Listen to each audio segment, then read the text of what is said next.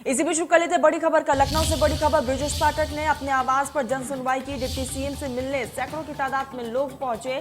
लोगों की समस्या सुनकर तुरंत निस्तारण का निर्देश भी दिया है। प्रदेश में आए लोगों को दिया निस्तारण का आश्वासन। आपको बता दें कि द्रौपदी मुर्मू के आगमन पर बोले ब्रजेश पाठक राष्ट्रपति चुनाव में ऐतिहासिक जीत हासिल करेंगे। प्रदेश के सभी वर्गों में और लोगों में भी काफी ज्यादा उत्साह देखने को मिल रहा है। तो आज ब्रजेश पाठक ने जन सुनवाई की। बड़े तादाद में लोग पहुंचे और लोगों की समस्याओं को सुना। तस्वीरें भी देखिए, जन सुनवाई की तस्वीरें हैं जहां पर महिलाएं भी पहुंची, बच्चे पहुंचे, तमाम वर्गों के लोग पहुंचे और कई अधिकारी भी इस दरमियान मौजूद रहे। और ब्रजेश पाठक ने सभी की परेशानियों को काफी तसल्ली से सुना और अधिकारियों को निस्तारण के लिए तमाम दिशा निर्देश भी दिए गए हैं। तो आज डिप्टी सीएम ने अपने आवास पर जन सुनवाई की, जिसमें भारी तादाद में लोग पहुंचे। लोगों की समस्याओं को काफी बारीकी से सुनते हुए नजर आए ब्रजेश पाठक। उनकी समस्याओं को काफी ध्यान से सुना गया और तमाम अधिकारियों को दिशा निर्देश पारित किया गया कि जल्द से जल्द लोगों की समस्याओं का समाधान निकाला जाए। तो लोगों की समस्या सुनकर तुरंत निस्तारण के आदेश भी दिए गए और राष्ट्रपति चुनाव में ऐतिहासिक जीत का भी दावा किया है।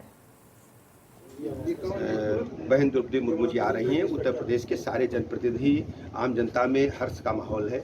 जिस ढंग से आदरणीय प्रधानमंत्री नरेंद्र मोदी जी ने एक वंचित वर्ग को प्रतिनिधित्व देने का काम किया है, मुझे लगता है कि ऐतिहासिक दृष्टि से उत्तर प्रदेश के लोग घरों से निकल करके स्वागत के लिए उमड़ रहे हैं। जनप्रतिनिधि सर्व समाज के सभी दलों के प्रसन्न हैं। आप देखेंगे ऐतिहासिक मतों से बहन द्रौपदी मुर्मू जी ऐतिहासिक दृष्टि से जीतेंगी।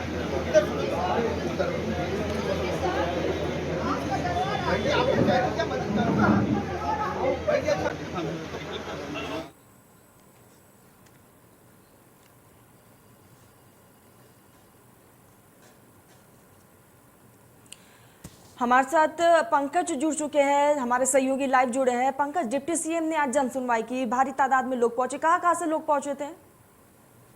सर, आपको बता दें कि लगभग पूरे प्रदेश से अलग अलग जिले से अलग अलग जगह से लोग ब्रजेश पाठक उप मुख्यमंत्री से मिलने आए थे। लोगों के तमाम सारी समस्याएं थी जिनको लेकर ब्रजेश पाठक के आवास पर जनता दरबार लगा हुआ था। जन सुनवाई चल रही थी जिसमें तमाम सैकड़ों की तादाद में लोग आए हुए थे। आप भीड़ में देख सकते हैं कि तमाम सारे अधिकारी भी मौजूद थे, तमाम सारे लोग मौजूद थे। किसी को तमाम सारी समस्याओं को लेकर तो ब्रजेश पाठक ने सबकी समस्या सबके हाथों से एप्लीकेशन लिया, सबके के बात गौर से सुनी। उसके बाद तुरंत कार्रवाई और निस्तारण के तुरंत उन्होंने संबंधित विभाग को आदेश दिया और उसके बाद लोगों को भरोसा भी दिलाया कि जल्द से जल्द आपका निस्तारण किया जाएगा। और उसके बाद ब्रजेश पाठक ने फिर उसके बाद इंडिया न्यूज से साझा करते हुए ब्रजेश पाठक ने जो एनडीए के प्रत्याशी द्रौपदी मुर्मू है वो लखनऊ आज आएंगी, लगभग 2 बजे करीब पहुंचेंगे और उसके बाद वो सभी जो गठबंधन के दलों है सभी सांसद और विधायकों से मुलाकात करेंगे, उनका समर्थन मांगेंगे।